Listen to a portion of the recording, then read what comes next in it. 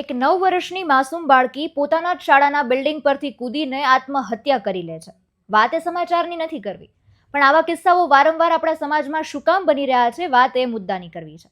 9 વર્ષ, 10 વર્ષ, 12 વર્ષ કે જે ઉંમરમાં કદાચ આત્મહત્યાનો અર્થ પણ એમને ના ખબર હોવી જોઈએ, એ ઉંમરમાં જીવન ટૂંકાવી નાખવાને પોતાનું છેલ્લું પરિણામ માનીને બાળકો બેસી જાય છે. આવું શું કામ બની રહ્યું છે? એટલે સૌથી પહેલો સવાલ માતા પિતાને કરવો છે કે કદાચ તમારા બાળકે હોમવર્ક કર્યું છે કે કેમ, ફોનમાં શું જોઈ રહ્યા છે, એમને રિઝલ્ટ શું આવ્યું છે, આ બધી વસ્તુની તમે તપાસ કરતા હશો. પણ તમારા બાળકના મનમાં પણ શું ચાલી રહ્યું છે, આ વિષયની પણ તમારે તપાસ કરવી એ તમારી જવાબદારી છે. એને શું ગમે છે, એને શું નથી ગમતું, એને શું કરવું છે, એની સાથે શું બની રહ્યું છે, આ બધી વસ્તુની વાત તમારી સાથે ખુલીને કરી શકે એવું એમને વાતાવરણ પૂરું પાડવું.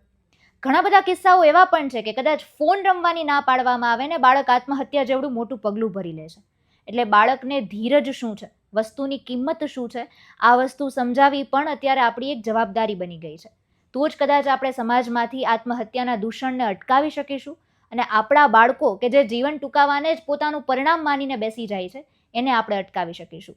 અને પોતે પણ ખુલીને વાતચીત કરશે તો એમનું મન પણ હળવું બની શકે.